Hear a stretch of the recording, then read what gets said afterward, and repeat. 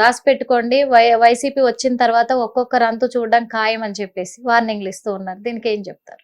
వాళ్ళు అంతు చూస్తారని తెలిసే ప్రజలు బటన్ నొక్కి నేరుగా అక్క చెల్లెమ్మలకి ఏదైతే నేను చేస్తున్నానని చెప్పి అప్పులు పాలు చేశారో మిగిలిన వాళ్ళని, అదే బటన్ నొక్కి రివర్స్ పంచి కొడితే వెళ్ళి పులివెందుల్లో పడిపోయాడు ఆయన.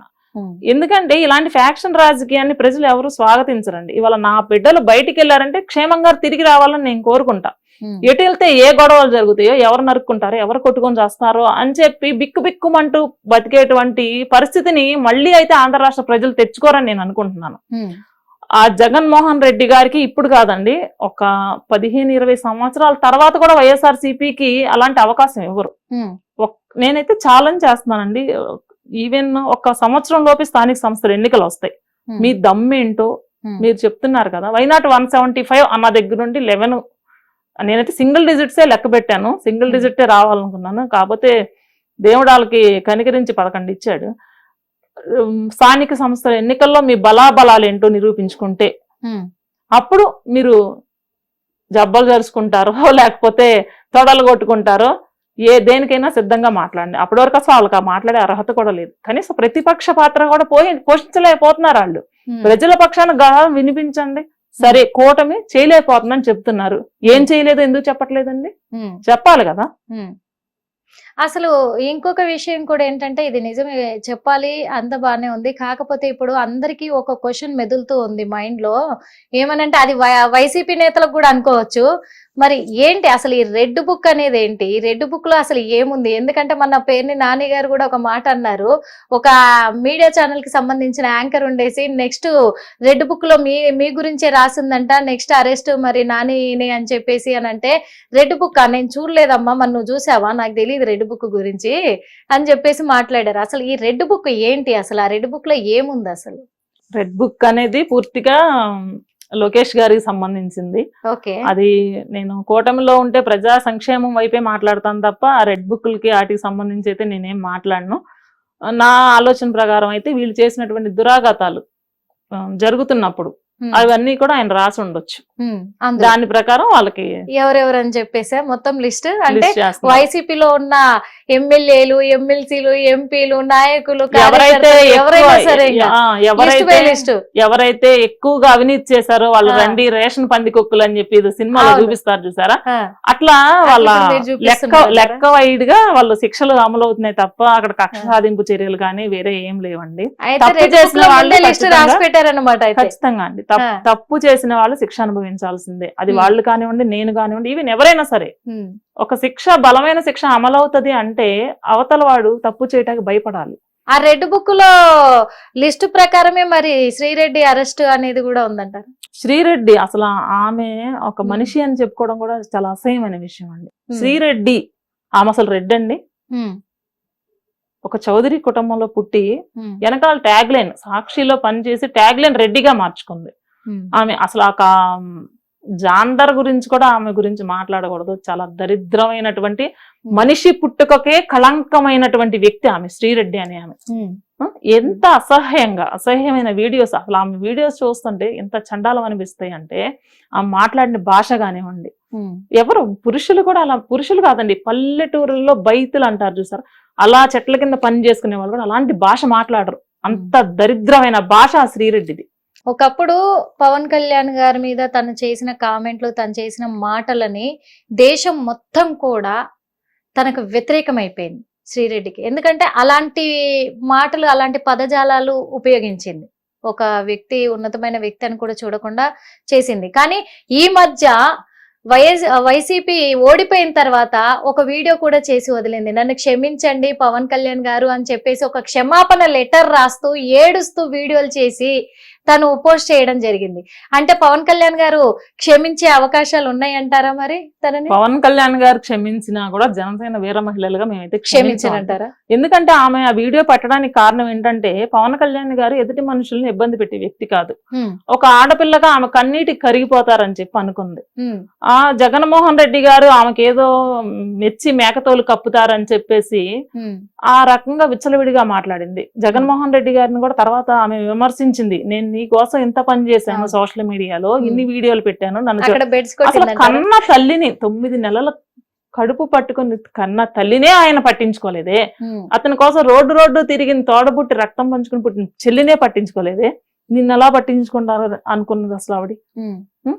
జగన్మోహన్ రెడ్డి గారిని కూడా అడిగింది. ఆమె నైజం ఏంటంటే అవసరానికి అనుకూలంగా ఊసరవెల్లిలాగా ప్రవర్తించడం. అక్కడ బెడ్సి కొట్టింది కాబట్టి ఇప్పుడు గవర్నమెంట్ వచ్చింది, వాళ్ళు ఎలాగో ఇబ్బంది పెడతారని తెలుసు ఆమెకి. ఎందుకంటే ఎవరో ఒకళ్ళు కేసు ఫైల్ చేస్తారు కదా, ఇబ్బంది పడుతుందని ముందే తెలిసి క్షమాపణలు అడిగింది.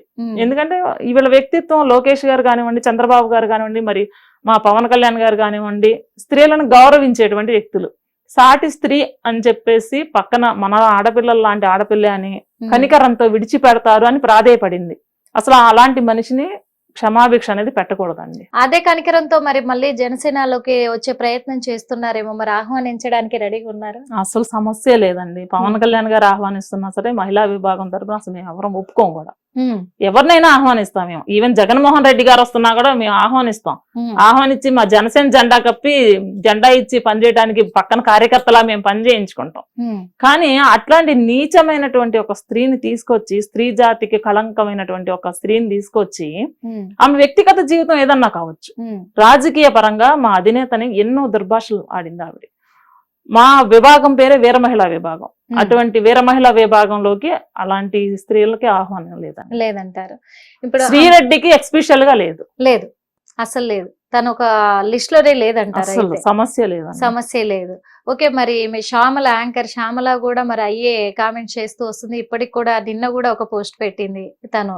ఎందుకంటే జగన్మోహన్ రెడ్డి గారి గురించి ఎక్కడ అసభ్యంగా మాట్లాడినా, మీరు ఈ అరెస్టుల పర్వం ఆపకపోయినా నెక్స్ట్ మళ్ళీ వచ్చేది వైసీపీయే కాబట్టి అప్పుడు మాత్రం దీనికి 10ంతల పరిణామం కూడా మీరు ఎదుర్కోవాల్సి వస్తుంది, ఎవరికీ తప్పదు శిక్షలు అనేటివి అని చెప్పేసి కూడా అంటుంది. మీ అక్రమాలన్నీ బయట పెడతామని కూడా వార్నింగ్ ఇస్తూ ఉంది. మరి ఏం చెప్తారు? ఇప్పుడు అన్ని ప్రెస్ మీట్లు పెడుతుంది కదండి, అక్రమాలు ఏమున్నాయో పెట్టమనండి. నేను జనసేన పార్టీ వీర మహిళగా నేను ఓపెన్ ఛాలెంజ్ చేస్తున్నా. ఏం అక్రమాలు చేశారనేది ఇదే ప్రెస్ మీట్లో. ఎప్పుడు అధికారంలోకి వచ్చాక పెట్టక్కర్లేదు, ఇప్పుడే పెట్టమనండి. తప్పు చేసుంటే అధికారంలో ఉన్నా అధికారంలో లేకపోయినా కూడా శిక్ష అనుభవించవచ్చు కదా, ఇప్పుడే పెట్టొచ్చు కదా. ఎందుకు ఆ శ్యామల అనే ఆమె, శ్రీరెడ్డి లాంటి వాళ్ళే ఎంతో మంది అయిపోయారు. ఎన్ఆర్ఐ విభాగంలో ఆమె పేరేదో ఉంది, ఎన్ఆర్ఐ విభాగంలో ఇలాగే విచ్చలవిడిగా రెచ్చిపోయింది. ఒక ప్రెస్ నోట్ రిలీజ్ చేశారు. ఆమెకి వాళ్ళకి పార్టీకి అవసరం ఉన్నంత వరకు ఉపయోగించుకున్నారు ఆమెని. ఆమె మీద ఎప్పుడైతే జన సైనికులు బాణాలు ఎక్కువ పెట్టారో అప్పుడు మా విభాగానికి, ఆమెకి, ఎన్ఆర్ఐ విభాగానికి ఆమెకి ఎలాంటి సంబంధం లేదని జగన్మోహన్ రెడ్డి గారు ప్రెస్ నోట్ రిలీజ్ చేశారు. రేపొద్దున శ్యామల పరిస్థితి కూడా అంతే. ఎక్కడో ఉన్నటువంటి ఆమె ఫోకస్ అవడం కోసం పవన్ కళ్యాణ్ గారిని విమర్శిస్తుంది. విమర్శించినప్పుడు రేపొద్దున తిరిగి మేము, పవన్ కళ్యాణ్ గారు అవసరం లేదు అలాంటి వాళ్ళకి, మాలాంటి జన సైనికులు సరిపోతారు. కరెక్టే, మేము అన్ని చేస్తున్నామని మీరు అంటున్నారు.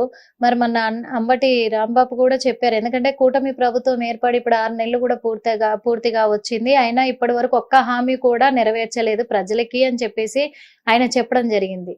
మరి మీరు చేసిన అభివృద్ధి ఏంటి అక్కడ? వాళ్ళ కళ్ళు కాకులు ఎత్తుకుపోయి ఉంటాయండి. ఎందుకంటే వాళ్ళు చేయలేకపోయారు. 5 సంవత్సరాల్లో కనీసం రోడ్లు వేయలేకపోయారు. ఇంకా వేరే పనులు ఏమి అవసరంలా, ఒక్క పని రోడ్లే అయిపోయారు. అది మేము 6 నెలల్లో చేసి చూపించాం. వాళ్ళ వైసీపీ గవర్నమెంట్ లో 5 సంవత్సరాల్లో చేయలేని పని 6 నెలల్లో చేసి చూపించాం కూటమి ప్రభుత్వంలో. అలాంటి పనులను చూసి హిట్ టీవీ యాప్, ఇందులో short news, live news, entertainment shows, movies, digital magazines తో పాటు మీ జిల్లా వార్తలను కూడా ఫ్రీగా చూడొచ్చు. అంతేకాదు కేజీ నుంచి పీజీ వరకు విద్యార్థులకు స్కాలర్షిప్ కూడా అందిస్తున్నాం. ప్రతి వారం 10 మందికి లక్కీ డ్రా ద్వారా ఒక్కొక్కరికి 10,000 రూపాయలు అందిస్తున్నాం. ఇంకెందుకు ఆలస్యం, వెంటనే హిట్ టీవీ యాప్ ని డౌన్లోడ్ చేసుకుని ఫ్రీగా ఎంటర్టైన్మెంట్ పొందండి. Hit TV app. Hit TV app. Please download hit TV app. Hit TV app ని ఫ్రీగా డౌన్లోడ్ చేసుకుని ఎంజాయ్ చేయండి. మీకు నచ్చిన ఎంటర్టైన్మెంట్ కోసం హిట్ టీవీ యాప్ ని ఫ్రీగా డౌన్లోడ్ చేసుకుని ఎంజాయ్ చేయండి. హిట్ టీవీ యాప్ ని డౌన్లోడ్ చేసుకుని ఆస్వాదించండి, ఆశీర్వదించండి. ఇంతమంది సెలబ్రిటీలు హిట్ టీవీ యాప్ ని డౌన్లోడ్ చేసుకోండి అని చెప్తున్నారంటే ఎంత మంచి యాప్ ఆలోచించండి. అమెరికా అమెరికా అమెరికా అమెరికాలో చదవాలనుకునే వాళ్ళకి విశ్వసనీయమైన పేరు మన శౌర్య కన్సల్టెన్సీ. UK లో 1 year masters. UK లో 1 year masters. 2 years work permit up to 5 years visa. Contact Saurya Consultancy. Contact 89851 89851.